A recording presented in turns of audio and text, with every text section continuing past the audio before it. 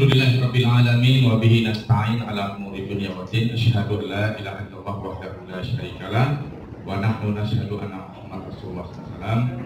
Pertama bersyukur kepada Allah, salawat pada Nabi, dan takrim dari saya kepada seluruh tokoh-tokoh yang hadir di sini, tim pemenangan Prabowo Sandi, dan semua kita para tokoh yang tidak kita sebutkan nama dan gelar dan posisi karena waktu kita singkat. Pertama sekali saya beritahukan Bapak Asli Gewang ini guru saya. Saya dulu di Senawiyah, mungkin beliau ingat nama saya ini aneh, Dilita Donald. Jadi kemudian ketika saya sakit, beliau membawa guru-guru dan murid mengunjungi saya sebagai ketua kelas waktu itu.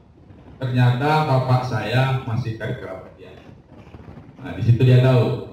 Jadi bapak saya sudah meninggal, mungkin saya sambil mengingatkan beliau. Ya, jadi ini guru saya. Beliau tokoh Padang Pariaman yang sangat disegani, mantan anggota DPR. Nama Asli Gewang. Kalau anggota DPR di zaman Soeharto itu putra pilihan. Jadi ketokohan beliau di Padang Pariaman, apalagi di Lubuk Alumni, insya Allah menguatkan tim Prabowo Sandi untuk menang.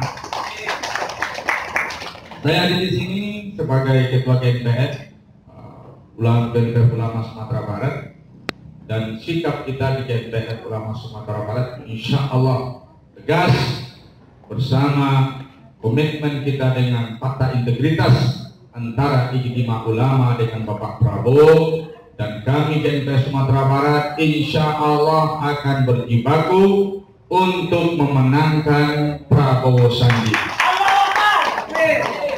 Amin. Kedua, saya asli putra Pariaman. Saya asli putra Pariaman sebagai warga Pariaman, kemudian sebagai ulama. Kita harus ingat bahwasanya kebangkitan itu pilarnya 4. Pertama, kebangkitan para ulama. Kebangkitan para ulama untuk menciptakan pemerintahan yang soleh. Maka untuk itu kita tim relawan harus koordinasi dengan para ulama, harus mendekati dan membuat barisan para ulama.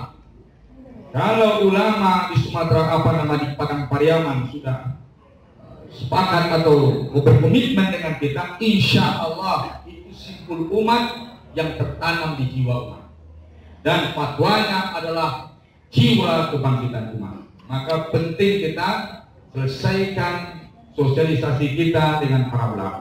Ini langkah yang pertama. Kenapa? Ingatkan para ulama bahwasanya pemerintahan yang soleh itu proyek kenabian.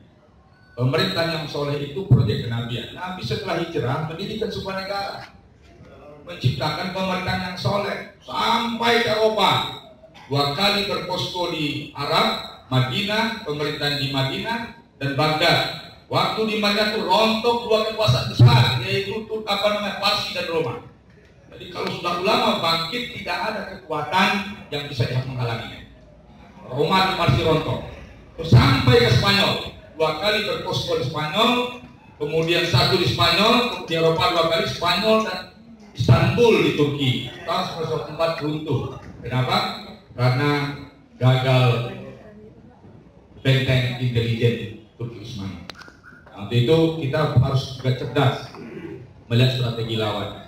Kemudian pemerintahan yang soleh menjadi kebangkitan, maka kita semua harus memahami bagaimana konsep pemerintahan yang soleh itu. Mungkin langkah-langkah kita untuk mensolehkan ini.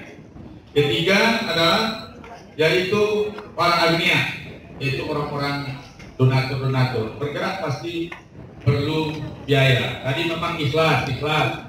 Tapi sama hotelnya nggak bisa ikhlas. Hotelnya ikhlas kalau bayar.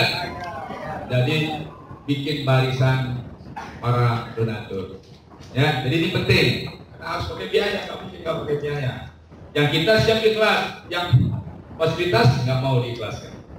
Nah, untuk itu yang ketiga, generasi penerus bangsa. Jadi para aktivis itu penting. Jadi para aktivis milenial. Sekarang ada istilah milenial, orang berebut dengan milenial. Maka untuk itu, bagaimana strategi kita untuk membuat barisan milenial di Padang Pariaman ini?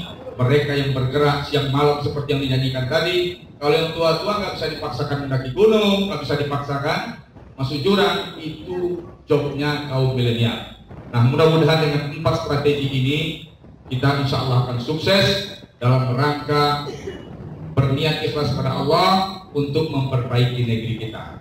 Jangan niat kita ditukar dengan yang lain, mesti karena Allah Subhanahu wa Ta'ala. Nah, untuk itu juga kami sama Pak Edi Anda, walaupun sekarang berada dalam yang dikatakan tadi partai kami adalah inisiator bahwasanya caleg PBB Sumatera Barat sudah komitmen dengan ijtima ulama. Tidak ada tawaran lain dan konsep lain selain kami tetap berjuang untuk memenangkan Prabowo Sandi. Takbir.